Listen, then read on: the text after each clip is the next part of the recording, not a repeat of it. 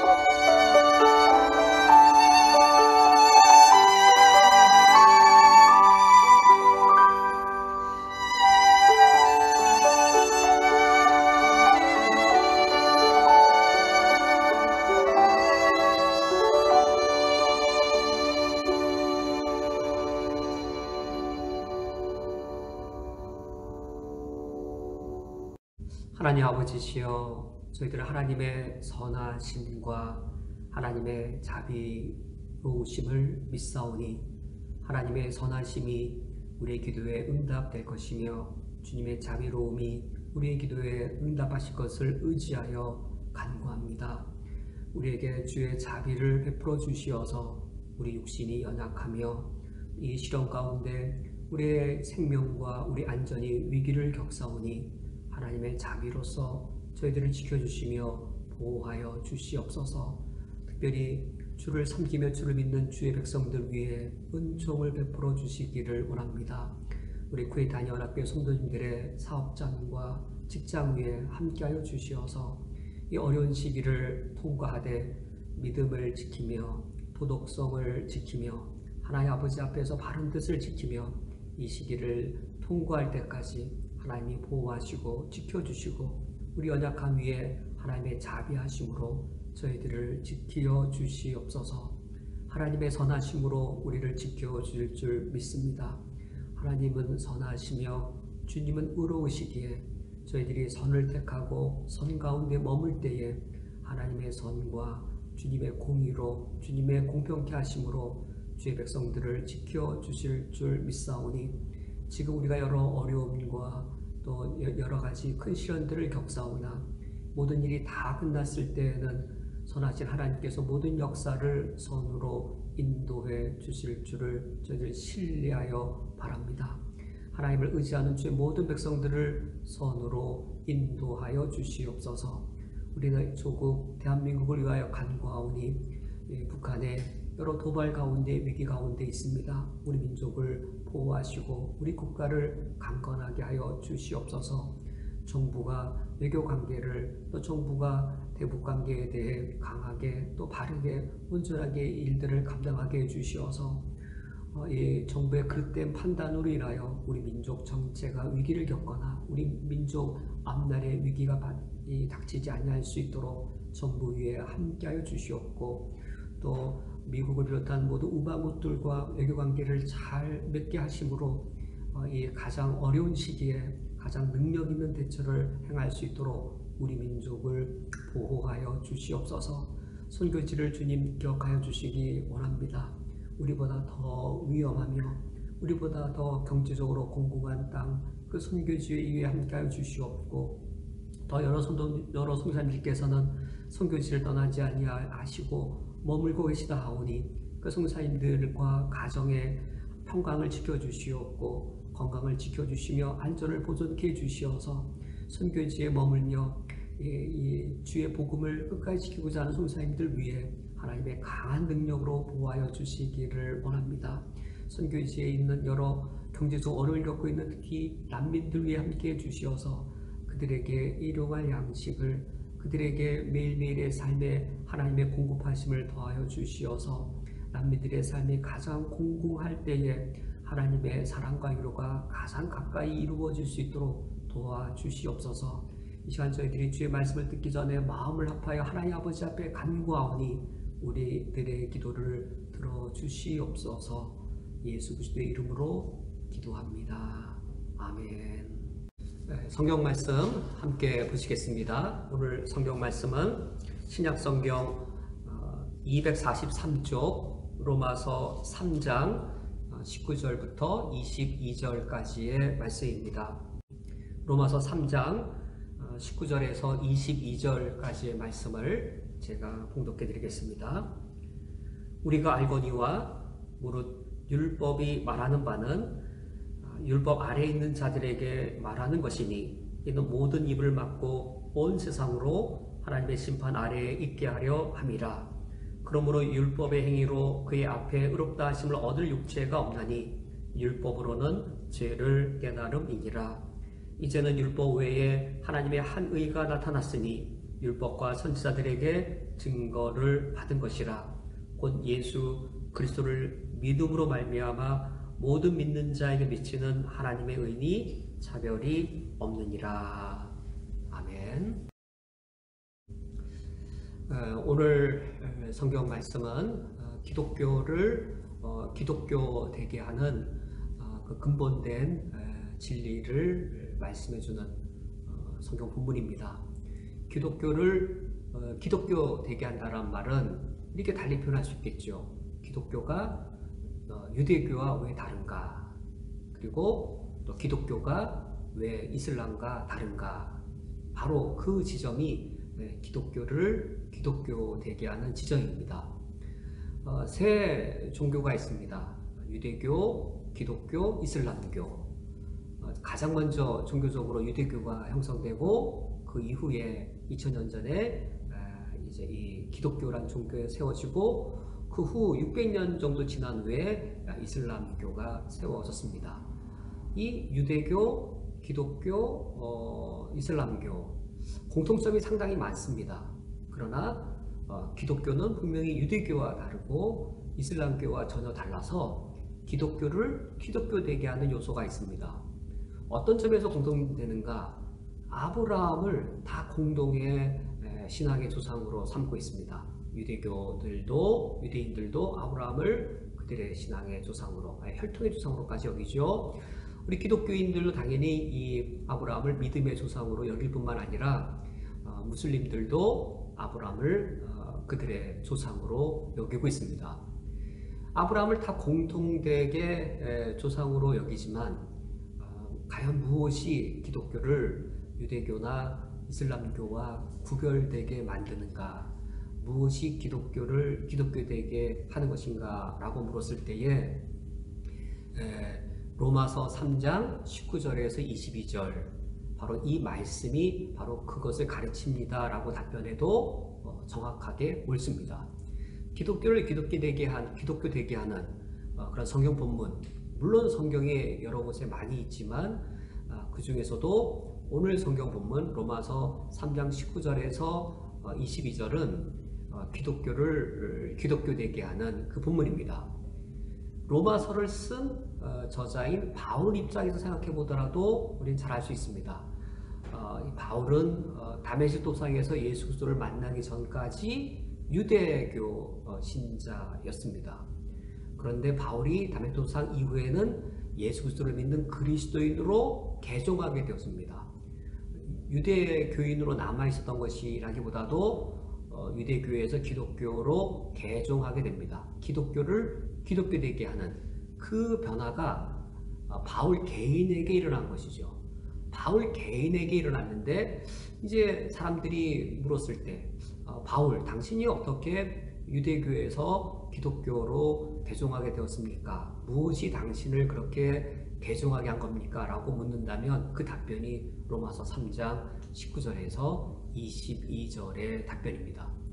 바울이 이 로마서의 이 구절을 몰랐을 때에는 유대교에 머물러 있었을 것이고 뿐만 아니라 예수를 그리스도로 말하는 모든 사람들을 핍박했고 예수가 왜 그리스도냐라고 이제 반대했던 것이죠. 그 기독교를 기독교 되게 하는 요소란 달리 표현하면 예수를 과연 어떻게 여기는가에 따라 달라지는 겁니다. 예수를 어떻게 여기는가? 유대교는 예수를 전혀 인정하지 않죠. 그러니까 이 유대교는 기독교가 전혀 아닙니다. 이슬람교는 예수를 그냥 선지자 중 하나로 여깁니다. 그러므로 기독교가 되지 않는 겁니다. 세 종교 중에 기독교만이 예수를 구원자라고 여깁니다. 기독교를 기독교 되게 하는 요소, 아브라함을 다 공통조상으로 여겼어도 기독교를 기독교 되게 하는 요소는 바로 이 유대교, 기독교, 이슬람 종교, 이 세 종교가 예수 그리스도에 대한 태도가 다 다른데 예수를 그리스도로 고백할 때 그런 태도를 취하는 이 신자만이 기독교인이 됩니다.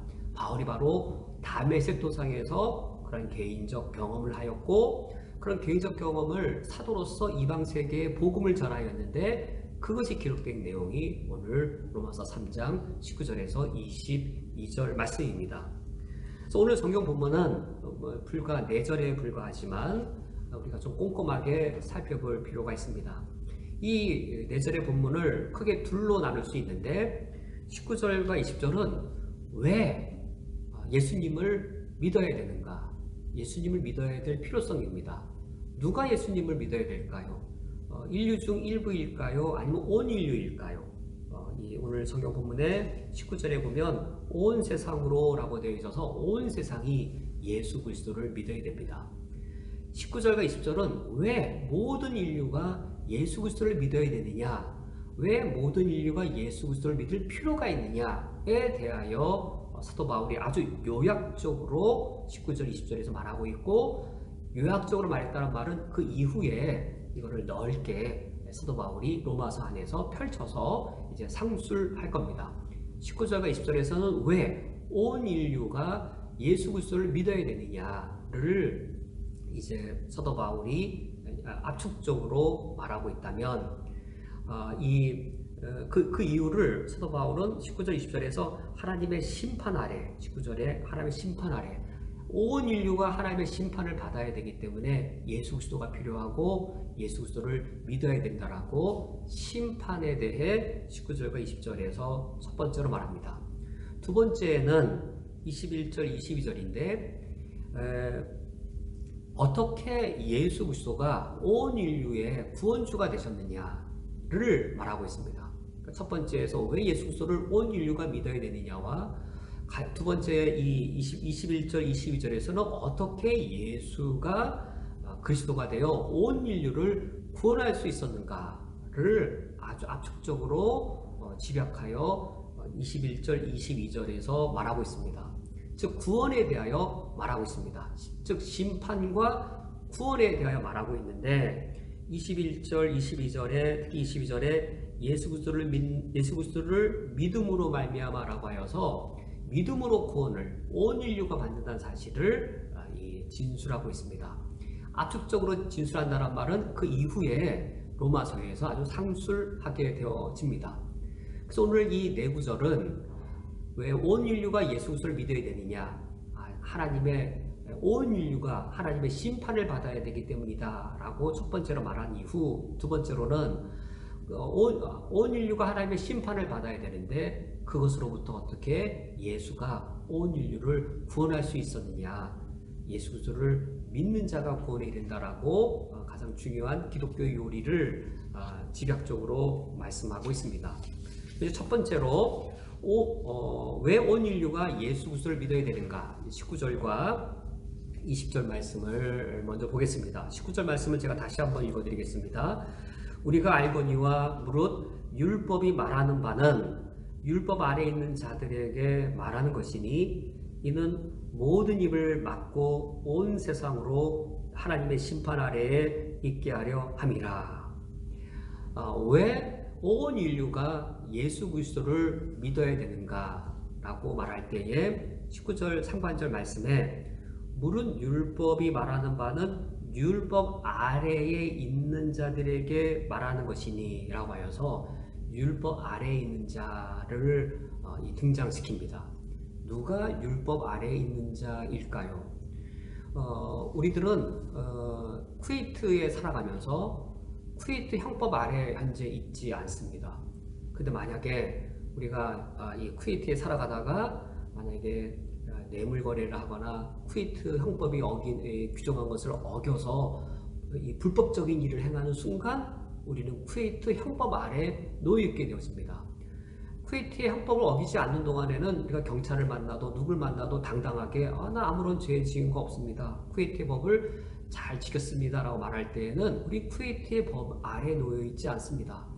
근데 쿠웨이트 법이 어긴 마약이라든지 엄청난 그 죄를 저질렀을 때에는 우리가 이 범죄 순간 쿠웨이트 법 아래 놓여 있게 됩니다. 바로 그 말입니다. 율법 아래에 있는 자들, 누가 율법 아래에 있는 자가 되냐면 하나님이 정하신 법을 어기지 않았을 때에는 하나님의 율법 아래에 놓여 있지 않게 됩니다.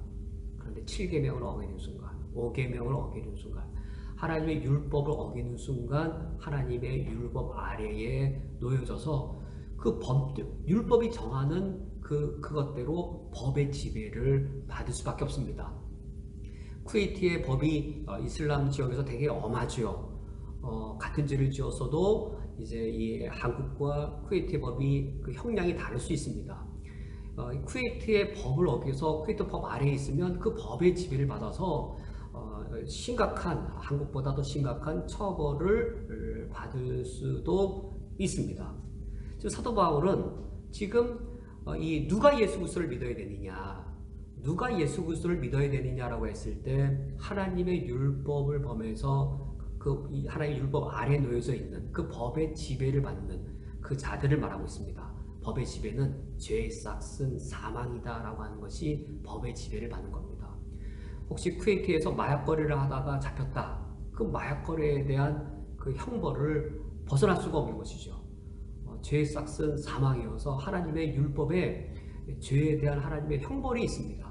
그 아래에 놓여 있는 자들, 이 죄를 범하여서 하나님의 심판을 피할 수 없는 자들, 그들이 예수 그리스도를 믿어야 되는데 19절 상반절에 율법 아래에 있는 자들과 같은 어휘가 19절 하반절에 하나님의 심판 아래 있게 하려 함이라. 이게 같은 말입니다. 율법 아래에 있는 자들, 19절 상반절에 율법 아래에 있다는 말이 하나님의 심판 아래에 있다는 말과 같죠. 우리가 쿠웨이트의 법을 어기면 쿠웨이트의 형벌받을, 쿠웨이트의 법대로 처벌받을 것 아래에 놓여 있듯이 하나님의 율법을 범하면 하나님의 심판 아래에 놓여져 있게 되어집니다. 누가 율법 아래에 놓여져 있으며 누가 하나님의 심판 아래에 놓여져 있는가? 누가라고 말할 때에 19절 하반절에 이는 모든 입을 막고 온 세상으로 하나님의 심판 아래에 있게 하려 함이라 라고, 누가 율법 아래에 있으며 누가 하나님의 심판 아래에서 벗어날 수 없느냐라고 말할 때 사도 바울은 온 세상이라고 그 대상을 명확하게 제시하고 있습니다. 3장 19절에 이르기까지 사도 바울은 온 세상이 왜 율법을 범했으며 그리고 심판 아래 놓여져 있는지를 1장 18절 이하부터 지금까지 진술해 왔습니다. 온 인류, 온 세상을 세 대상으로 나눕니다. 첫 번째가 1장 18절에 불의로 진리를 막는 사람들, 1장 18절부터 1장 마지막 절까지, 즉 부도덕하게 살았던 사람들, 마음이 상실하게 되어지고 인간에게 자유를 주었더니 성적 타락과 동성애를 범하면서 온갖 더러운 죄를 저질렀던 부도덕한 사람들, 불의로 진리를 막던 사람들. 두 번째 부류가 2장 1절에 남을 판단하는 사람아, 사도 바울이 2장 1절에 그렇게 호칭했던 도덕주의자들. 그들은 하나님을 섬기지는 않았지만 자기 양심과 이성에 따라 도덕적으로 산 사람들입니다. 문란하게 살지 않고 그리고 인간의 양심에 충성되게 살았던 이 도덕주의자들이었습니다. 과연 그 사람들은 그러면 율법을 범하지 않았는가? 이미 2장에 살펴보았죠. 진리에 따른 심판 앞에 섰을 때에 도덕주의자들도 그들이 지은 죄가 발각만 안 됐을 뿐이지 그들도 얼마나 추악한 죄인인지가 진리의 심판대 앞에 드러날 것이어서 하나님의 심판을 피할 수 없다는 사실을 이미 2장 1절부터 16절에서 두 번째로 말했습니다. 그래서 이 두 부류, 부도덕한 사람들 그리고 도덕적인 사람들 다 율법을 범했고 하나님의 심판을 피할 수 없습니다. 마지막 한 사람 더 있습니다. 2장 17절에 유대인이라 불리는 내가 라고 바울이 불렀던 유대인들입니다. 즉 참종교인 유대교를 믿고 있었다라고 자부했던 유대인들, 우리는 할례를 받았고 하나님의 언약 백성이므로 우리는 하나님의 심판으로부터 안전하다. 이방인들은 율법도 없고 하나님과 계약도 맺지 않은 자들이어서 그들은 저렇게 도덕적으로 문란하게 살고 도덕적으로 살지라도 율법이 없으므로 하나님의 언약 백성이 아니므로 무할례자이므로 구원받을 수 없는 자들이다. 하나님의 아브라함의 언약과 상관없는 자들이라고 이제 여기면서, 그러나 우리는 율법을 자랑하고 그리고 하나님의 할례 백성인 것을 자부하면서 우리는 하나님의 언약 백성이므로 우리는 구원받았다라고 스스로 여겼던 그 유대인들, 2장 17절에 너희들이 유대인이라고 부르면서 오히려 율법을 범함으로 하나님의 이름을 모독하느냐라고 사도 바울이 그들을 세 번째로 하나님의 심판 대상자 명단에 올렸습니다. 너희들이 율법을 가질지라도 너희들이 가르치는 것으로 너희들이 행하지 아니할 때에는 율법 없는 자는 율법 없는 대로 망하고 율법을 가진 자들은 그 율법의 기준으로 너희들이 심판받아서 유대인들도 하나님의 심판을 피할 수 없다라고 사도 바울이 이미 논증했습니다.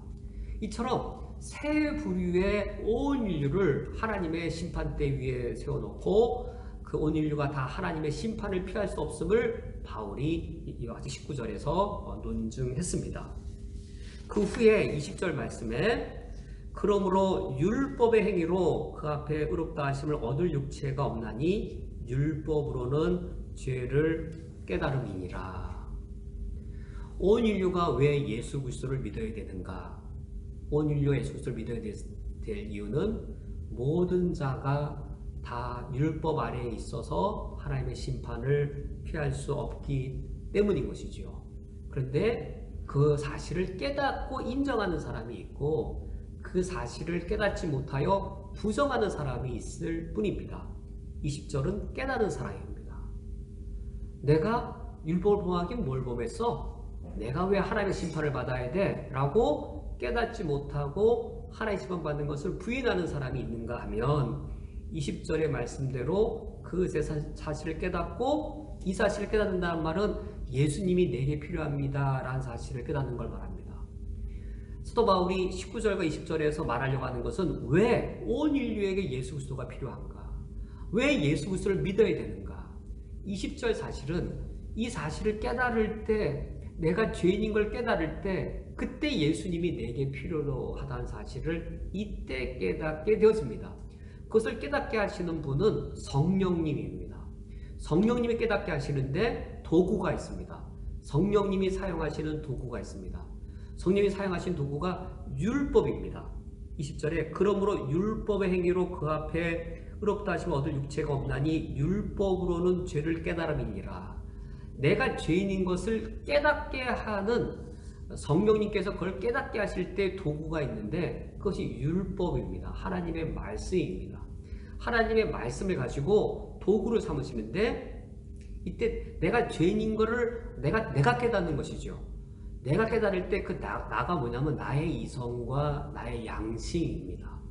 성령께서 외적으로는 율법을 사용하시고 외적 도구로는 율법을 사용하시고 내적 도구로는 나의 이성과 양심을 사용하십니다. 성령께서 율법의 뜻을 밝혀주십니다. 이를테면 제7계명 너가 몸으로 가늠하지 아니하였다고 네가 제7계명을 지키는 줄 아느냐? 내 마음에 음욕을 품어도 그것이 간음죄이니라고 이 하나님의 율법, 하나님의 말씀을 외적 도구로 사용하시는데 이 성령의 말씀이 우리 죽어있던 이성을 살아나게 하고 죽어있던 우리 양심의 기능을 살아나게 해서 정말로 하나님 내가 죽을 죄인이고 내가 죄인입니다라는 사실을 성령께서 깨닫게 하신 겁니다. 율법으로는 죄를 깨닫는다는 말은 단지 이게 죄란 사실을 깨닫는 정도가 아니라 내가 죄인인 걸 깨닫는 겁니다. 성령께서 이 죄란 무엇인지를 깨닫게 하셔서 내가 죄인인 걸 깨닫게 하신 겁니다. 그것을 우리는 회개라고 표현합니다. 회개라고 하는 것은 내가 죄를 지었습니다라고 말하는 게 단순히 말하는 게 아니라 나에게는 예수님이 필요합니다 라고 말하는 겁니다. 그게 예수님의 이름으로 회개하는 겁니다. 성령이 그 일을 하실 겁니다. 왜 모든 사람에게 예수 그리스도가 필요한가? 내가 율법을 범해서 죄 아래에 있는 겁니다. 내가 율법 아래에 있고 심판 아래에 놓여져 있는 겁니다. 내가 죄를 지었고 내가 죄인인 겁니다. 하나님의 심판을 피할 수 없습니다. 나에게 예수님이 필요합니다라고 그 예수님의 필요성을 절박하게 하나님 아버지 앞에 모든 걸 다 내려놓고 고백하는 것이 바로 회개입니다. 오늘 첫 번째 말씀을 맺겠습니다. 오늘 로마서 이 3장 19절과 20절의 말씀, 온 인류가 왜 예수 그리스도를 믿어야 되는가? 율법 아래 있고 하나님의 심판 아래 있기 때문입니다. 그 사실을 깨닫게 하시는 것, 내가 죄인인 것을 깨닫게 하시는 것, 예수 그리스도가 내게 필요하다는 사실을 깨닫게 하는 것, 그것이 바로 성령 하나님의 역사심입니다. 두 번째로는 예수 그리스도가 온 인류의 구원자이심을 필요성을 말했다면 어떻게 예수 그리스도가 온 인류를 위한 구원주가 되실 수 있는가, 그리고 어떻게 온 인류를 구원하시는가, 그것이 21절과 22절의 말씀입니다. 21절이 로마서에서 아주 중대한 말씀인데 22절 말씀을 다시 읽어드리면 이제는 율법 외에 하나님의 한 의가 나타났으니 율법과 선지자들에게 증거를 받은 것이라. 이제는이란 말 때문에 로마서에 대단히 중대한 이 구절이 되어집니다. 이제는, 지금이란 시점이죠. 이제는 어느 시점일까요? 드디어 이제는 된 겁니다. 드디어 이제는. 그리고 본래 영어 성경도 주로 다 이 중요한 접속사를 빠뜨리지 않고 번역했는데 한글 번역은 이전 개역 번역이나 이번 개정 개역도 아쉽게도 그 접속사를 빠뜨렸습니다. 그러나라는 어휘가 이 앞에 있습니다. 영어 성경은 대부분 이 헬라 원문대로 살려서 번역했습니다. 그러나 이제는 이 시점이 언제일까요? 예수 그리스도와 함께 온 이 시점이 바로 이제는입니다. 그 전까지는 다 구약시대였고 그 전까지는 나타나지 않았던 시간들이었는데, 그러나 이제는 드디어 나타났습니다. 드디어 나타났습니다. 그러나 이제는 이런 시간, 새로운 시간, 새로운 성취의 시간, 이것을 어떻게 가능하게 된 것인가? 바로 예수 그리스도와 함께 이런 새로운 시간이 시작되었습니다. 그것을 신학자들은 논할 때 크로노스 시간에 카이로스의 시간이 들어온 때로 말하는데 바로 이때를 말합니다. 크로노스란 우리 인간의 과거, 현재, 미래의 우리 인간의 시간의 역사입니다. 과거, 현재, 미래의 아이가 태어나고 자라고 죽는 우리 일상적인 이런 크로노스의 시간들 양쪽으로 흘러가는 그 시간에 하나님의 영원하신 역사가 시간을 꿰뚫고 이 땅 안에 하나님의 구속 역사가 들어와서 크로노스와 카이로스가 만나는 지점이 있는데 이게 바로 이제는입니다. 드디어 이제는. 구약시대까지는 예언되어졌고 구약시대까지는 비밀이었고 구약시대까지는 드러나지 않았던 그림자로밖에 파악할 수 없었던 그것이 드디어 이제 하나님의 구원 역사가 이 카이로스의 역사가 이 크로노스 시간에 꿰뚫고 들어와서 만나는 지점, 바로 그 지점이 드디어 이제는 그 시간이 시작되었습니다. 이 3장 21절이 대단히 중대한 지점이어서 20세기의 최대의 강해 설교가였고 복음에 대해 열정 보였던 로이드 존스 목사님은 로마서 강해설을 낼 때 3장 21절부터 그래서 강해설을 먼저 이 책으로 출판했습니다. 이 3장 21절이 그래서 이 로마서 전체의 아주 중대한 지점이고 기독교를 기독교되게 하는 이 중대한 지점이 바로 이 3장 21절의 지점이고, 바울은 이 3장 21절을 그 이하에 로마서 전체를 로마서 중심 부분에서 더 상술해 나갑니다. 이 율법 이제는 율법 외에 하나님의 한 의가 나타났습니다. 하나님의 의가 나타났습니다. 하나님의 의란 단어가 로마서 1장 17절에 먼저 나왔습니다. 복음 안에 하나님의 의가 나타났으니 내가 복음을 자랑하리라. 내가 복음을 부끄러워하지 아니하노니 이는 모든 믿는 자에게 구원을 주시는 하나님의 그 구원하시는 의가 복음 안에 나타났기 때문이라고 바울이 로마서 1장 17절에 하나님의 의가 나타난 걸 말한 후 3장 21절에 바로 그 하나님의 의가 나타났다고 말하는 겁니다. 1장 18절부터 3장 20절까지는 인간의 불의, 인간이 죄인됨을 말한 후 하나님의 의를 3장 21절에 다시 말하고 있습니다. 드디어 하나님의 의가 나타난 것입니다. 이 하나님의 의가 어떠한 방식으로 나타나는가? 21절에 율법 외에 하나님의 한 의가 나타났다라고 하는데, 이 외라는 전치사는 무엇으로부터라는 의미입니다. 무엇으로부터, 율법으로부터, 그 반대인 것이죠. 율법부터가 외이기 때문에 출처가 아닌 것을 말합니다. 여기 율법은 이 영어 성경에 소문자 로우로 되어 있고, 21절 하반절에 율법과 선지자들에게 증거받은 것이라에 율법과 선지자라고 말할 때는 대문자 로우라고 되어 있습니다.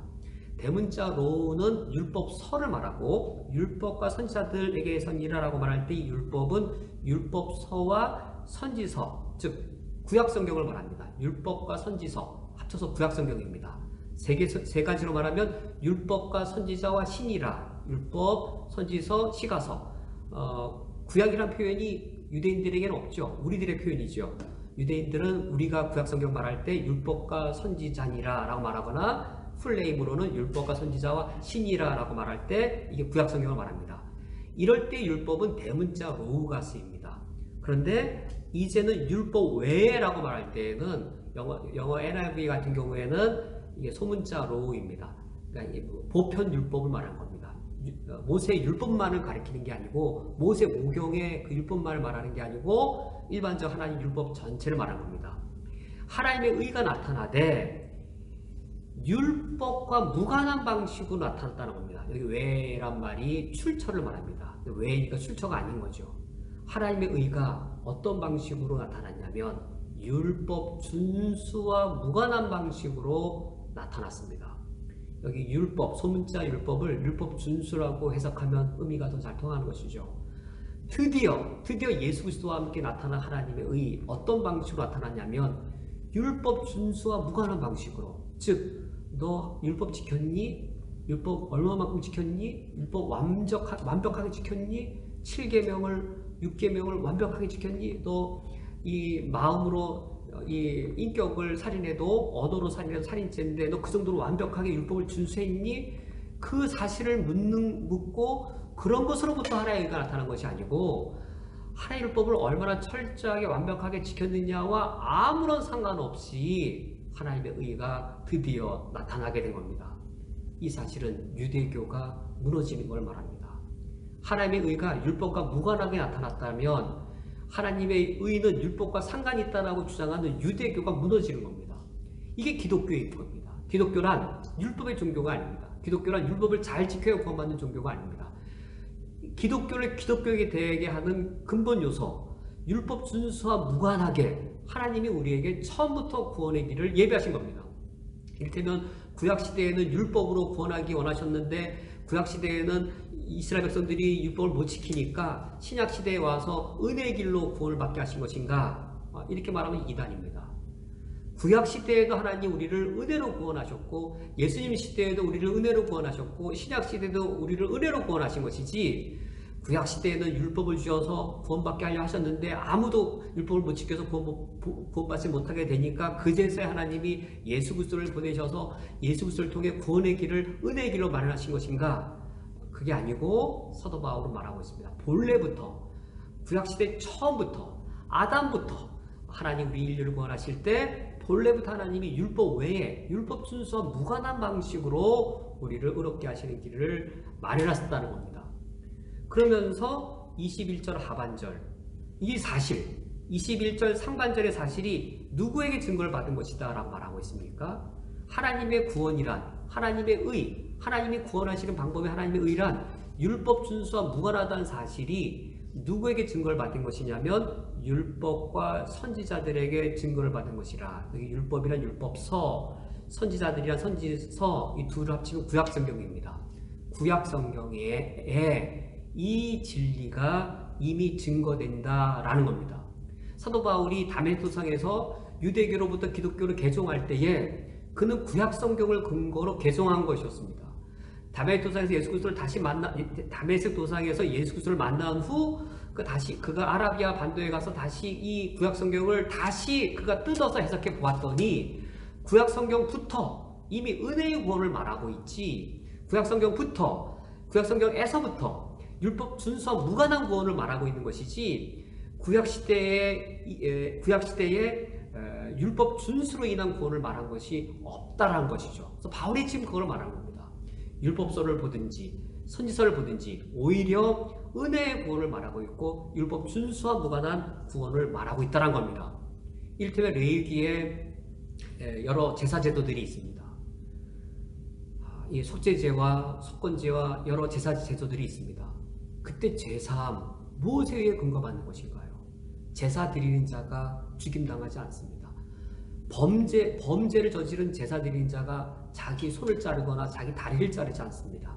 다리가 잘리고 목이 잘리고 피가 흘려져서 불태워 죽임당하는 것은 희생 제물이 대신 다 겪습니다.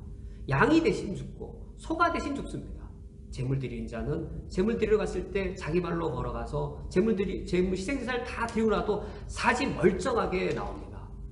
구약 성경 자체가 선지자든지 이 율법서든지 이미 율법 준수와 무관하게 하나님의 의가 덧입혀지는 것을 이미 증거하였음을 21절에 말하고 있습니다. 그러면서 22절 말씀에 21절과 22절을 대조해서 함께 읽으실 때에 동사에 유념하시면 21절 하나님의 의가 나타났다. 그러니까 나타난 겁니다. 객관적으로 나타난 겁니다. 22절 하나님의 의가 미친다. 그 개인에게 미치는 겁니다. 누구에게 미치냐면 모든 믿는 자에게 미치는 겁니다. 하나님의 의가 21절 나타났습니다. 객관적으로 나타났습니다. 객관적으로 나타난 하나님의 의가 이제는 각자에게 미칩니다. 나타난 것은 객관적 사건이고 미치는 것은 주관적 사건입니다. 어떤 차이가 있냐면 객관적 사실은 단 한 번 나타납니다. 그게 객관적 사실입니다. 예수님이 여기 하나님의 의란 예수님의 십자가의 죽음과 부활인데 그건 객관적 사건입니다. 그리하여 단 한 번만 나타납니다. 21절에 하나님의 의가 나타난 예수 그리스도의 십자가의 죽음과 부활은 객관적인 사건이어서 한 번, 유일회적으로 한 번 나타나고 반복되지 않습니다. 모든 사람을 위해서 한 번 나타납니다. 모든 사람을 위해 한 번 나타나고 매번 반복되지 않습니다. 그것이 21절입니다. 근데 22절은 주관적 사건입니다.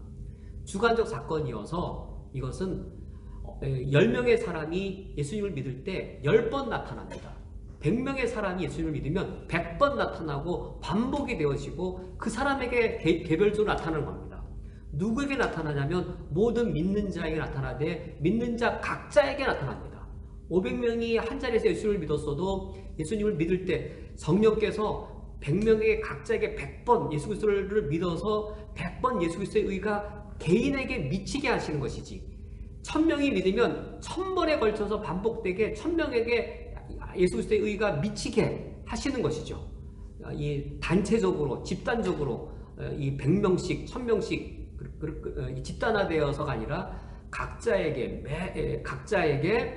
그때마다 예수 그리스도의 의가 미치는 일이 일어나게 되었습니다. 22절 말씀에 곧 예수 그리스도를 믿음으로 말미암아라고 되어 있어서 하나님의 의를 이처럼 주관적으로 누리는 길, 어떻게 하여야 그 객관적으로 나타난 하나님의 의를 내가 누리는가? 여기 아주 중요한 어휘가 있습니다. 예수 그리스도를 믿는 믿음 때문인가? 아니면 예수 그리스도를 믿는 믿음으로 말미암아서인가입니다. 예수님을 믿는 믿음 때문에 우리가 구원받습니까? 예수를 믿는 믿음으로 말미암아 구원받습니까? 로이드 존스 목사님이 이 구절 해석할 때 신약성경에 믿음 때문에라는 구절은 없습니다. 모두가 다 믿음으로 말미암아서입니다 라고 아주 중대한 사실을 지적합니다. 즉 영어로 by faith가 아니고 through faith입니다. 믿음을 통해서 우리가 구원받는 것이지 믿음 때문에 구원받지 않습니다. by 뒤에는 누가 들어가야 될까요? by 뒤에는 faith가 아니라 by 뒤에는 예수 그리스도입니다. 믿음을 통하여 예수 그리스도에 의하여 우리가 구원받는 것이지 예수 그리스도 때문에 구원받는 것이지 믿음 때문에 구원받지 않습니다. 믿음은 아무런 능력이 없습니다. 믿음 자체에서 능력이 나오는 게 아닙니다. 믿음은 능력이 지나가는 통로에 불과합니다. 능력이 지나가는 통로이기 때문에 through faith, 채널입니다. 능력은 어디로부터 나왔냐면 by Jesus Christ. 예수 그리스도부터 구원의 능력이 나오는 겁니다. 예수 그리스도로 인하여 우리가 구원받고 예수 그리스도가 우리를 구원하는 능력인데, 이 능력이 통과되는 통로가 율법 준수냐 믿음이냐라고 말할 때, 율법을 준수할 때 율법 준수가 통로가 되어서 우리를 구원한 예수 그리스도의 구원의 능력이 우리에게 미치는 게 아니고, 유대인들은 그렇게 생각했던 것이죠. 이 율법 준수란 통로를 통해서 하나님의 구원한 능력을 누린다 여겼는데, 그 유대교죠. 바울이 이 구약 성경을 통하여 아니다. 우리를 구원하시는 구원의 능력의 통로가 있는데 그것은 믿음을 통해서다라고 말합니다. 믿음을 통하여서란 말은 22절에 모든 믿는 자에게 미치는데, 이 말은 모든 믿는 자에게 미치고 오직 믿는 자에게만 미칩니다. 열려있기도 하고 닫혀있기도 합니다. 모든 믿는 자, 믿는 자라면 누구나에게 다 미칩니다. 근데 믿는 자에게만 이 의가 미칠 수 있습니다. 오직 믿는 자에게만 미칩니다. 믿기만 하면 누구에게나 다 미쳐지게 됩니다. 그리하여서 22절 하반절에 차별이 없느니라. 유대인이든 이방인이든 믿기만 하면 차별이 없습니다. 유대인이 믿었든 이방인이 믿었든 하나님의 의가 믿는 자에게 미치기 때문에 인종의 차별 그리고 종파의 차별 없이 믿는 모든 자에게 미치게 되었습니다. 두 번째 사실이 이겁니다. 어떻게 예수 그리스도가 온 인류의 구원자가 되실 수 있었는가? 온 인류가 율법 아래에 놓여져서 온 인류가 심판 아래에 있게 되었고, 그래 온 인류가 예수 그리스도를 필요로 하게 되었습니다. 온 인류가 예수 그리스도를 필요로 하게 되었을 때 어떻게 예수 그리스도가 유대인만의 구원주가 아니라 온 인류의 구원주가 될 수 있었는가?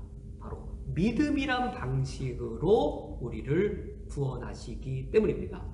믿음이란 방식으로 구원하실 때에 유대인이 믿든 이방인이 믿든 모든 믿는 자의 구원을 주시기 때문에 믿음이란 방식으로 하나님이 우리를 구원하셨고 예수 그리스도 온 인류의 구원주가 되었습니다.